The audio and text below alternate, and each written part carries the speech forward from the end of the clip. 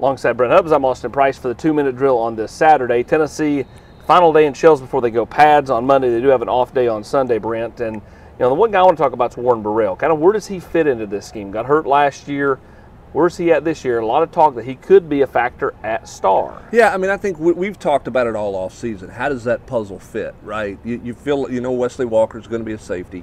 Danico Slaughter staying at corner. But where do some of these other puzzle pieces fit? Is Tamarion McDonald's best answer at star, or do they look at him maybe even at a safety position as well? Warren Burrell's a guy with a ton of experience, knows this defense in and out. But, would make some sense to get a look at the star position. They certainly need to develop some depth there at least, if not a battle for a starting spot. It's the smoothest receiver through 4 practices. And I don't think it's any real shock because there's all this hubbub about Dante Thornton and Squirrel White and Brew McCoy. Has been Ramel Keaton, who's just kind of steady Eddie, and again, good rapport with Joe. Yeah, and I think that's the big thing. It's kind of like if you're a golfer and you got a golf club that you really like, you probably hit it a little bit better. And I think Ramel Keaton, that's no offense to Hendon Hooker, but he and Joe Milton have such a good rapport with each other.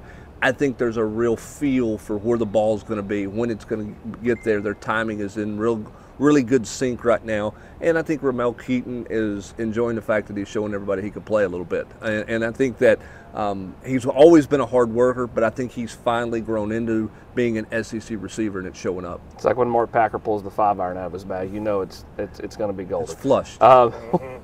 When you look at everything else going on right now as we head through the end of spring, through week 1, trying to get over that hump a little bit for some of those freshmen that are like kind of Sure. big-eyed right now. Yeah, and I mean they're going to be that way, but it's the thing that they're still going to have a lot to learn mentally. But right now, it's the biggest thing is to understand the pacing of it every day.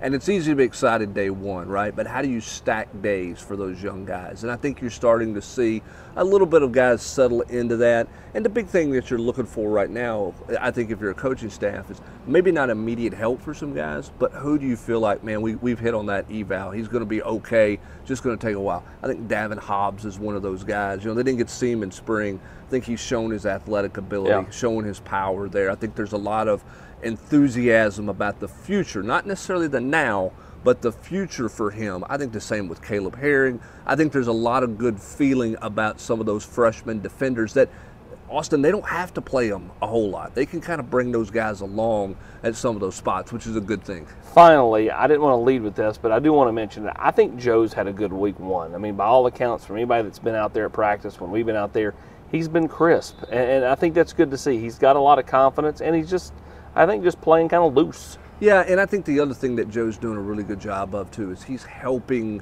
young guys learn. And you've seen that at different points in times. He had yesterday he had a routes versus air deal with McCollin Castles.